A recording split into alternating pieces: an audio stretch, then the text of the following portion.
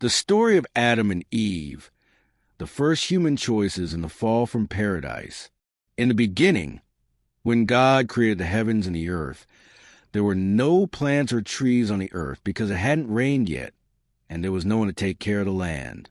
Instead, water came up from the ground to water everything.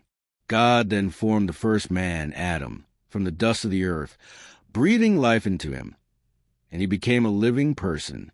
God placed Adam in a beautiful garden called Eden, where he made all kinds of trees that were not only beautiful but also provided food. In the middle of the garden were two special trees, the tree of life and the tree of the knowledge of good and evil. God told Adam that he could eat from any tree except the tree of knowledge, because eating from it would bring death. God saw that Adam was alone and decided that it wasn't good for him to be by himself. So he created a helper for him, a woman. To make her, God caused Adam to fall into a deep sleep and took one of his ribs to create the first woman, Eve. When Adam saw her, he recognized that she was part of him and called her woman because she was taken from him. This moment marked the beginning of the bond between man and woman, and it's why a man and a woman are meant to come together as one. In the garden, Adam and Eve were both naked and didn't feel any shame. This story shows how God created people to live in harmony with each other and with the world around them. Adam was given the responsibility to take care of the garden and name the animals, while Eve was created to be his partner. Together, they were meant to live a life of peace, working together in the beautiful world that God made for them. It's a reminder of the importance of relationships, responsibility, and the beauty of the world we are part of. This is my interpretation. The story of Adam and Eve teaches us about the importance of relationships and the roles we have in the world. God didn't create Adam to live in isolation. He made Eve to be his partner, someone who would share life with him and help him fulfill his purpose. Today, this speaks to the need for connection. Whether it's with spouse, family, friends, or even coworkers, we are made for relationships. The world is not meant to be navigated alone. This story also reminds us that we are stewards of the world we live in.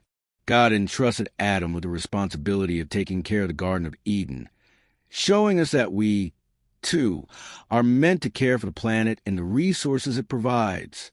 The fact that Adam and Eve were naked and felt no shame before sin entered the world highlights the idea of vulnerability and trust. In today's world, where people often wear masks or feel the need to present a perfect image, this story reminds us of the power of genuine connection, honesty, and authenticity.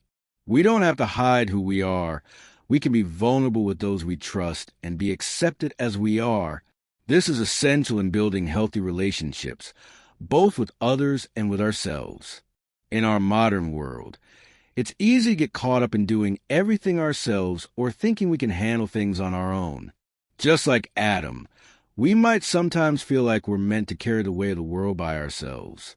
But we're designed to work together with others. Whether you're struggling at work, in your relationships, or facing a personal challenge, remember that seeking help and support from those around you isn't a sign of weakness. It's a sign of strength and wisdom. Just like Adam needed Eve, we all need others to walk through life with.